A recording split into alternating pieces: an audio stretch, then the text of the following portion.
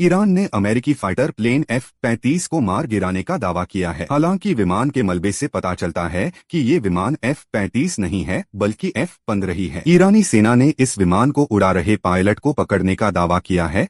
इस विमान को गिराने के बाद अमेरिका के कई हेलीकॉप्टर ईरान में चक्कर लगा रहे थे। ईरानी मीडिया का दावा है कि ऐसे ही एक ब्लैक हॉक हेलीकॉप्टर को ईरानी सेना ने गिरा दिया है। ईरान के कोहगिलुह और बोयर अहमद प्रांत में तस्नीम न्यूज एजेंसी के एक संवाददाता ने बताया कि विमान के नष्ट होने के बाद पायलट ने इजेक्ट किया और ईरानी क्षेत्र के अंदर उतरा। शुरुआती जानकारी से पता चला कि अमेरिकी सेना ने पायलट का पता लगाने और उसे निकालने की कोशिश की, लेकिन कुछ सूत्रों ने संकेत दिया कि पायलट को संभवतः ईरानी सैन्य यूनिट ने पकड़ लिया है। तस्नीम ने कहा कि अमेरिकी सेना ने पायलट को वापस लाने के प्रयास में ब्लैक हॉक हेलीकॉप्टरों और एक हरक्यूलिस C-130 विमान का उपयोग करके एक तलाशी अभियान चलाया, लेकिन यह अभियान असफल रहा।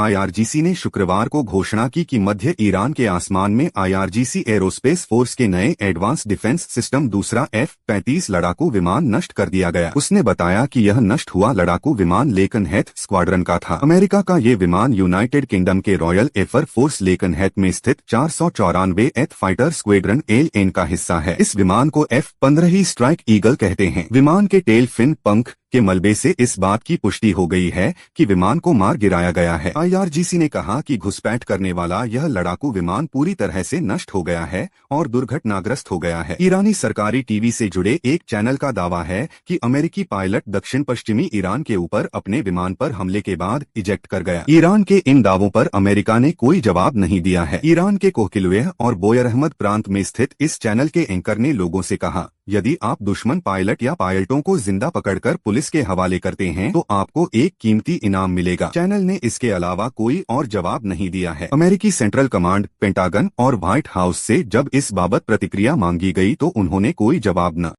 नहीं दिया है। अमेरिकी सेंट्रल कमांड, पेंटागन और व्हाइट हाउस से जब इस बाबत प्रतिक्रिया मांगी गई तो उन्होंने कोई जवाब नहीं दिया। ईरानी मीडिया के अनुसार इस समय दक्षिणी ईरान के खुजेस्तान प्रांत में इस्लामिक रिवॉल्यूशनरी गार्ड कॉर्प्स के स्पेशल ऑपरेशन ग्रुप और तलाशी अभियान में जुटे अमेरिकी स्पेशल फोर्सेज के बीच पहली बार गोलीबारी होने की खबर मिली है। इससे पहले ऐसी खबरें सामने आई थीं कि अमेरिकी हेलीकॉप्टरों ने एक ईरानी सैन्य काफिले पर गोलीबारी की थी। ये ईरानी सैन्य टुकड़ी अमेरिकी पायलटों के संदिग्ध ठिकाने की ओर बढ़ रहा थी।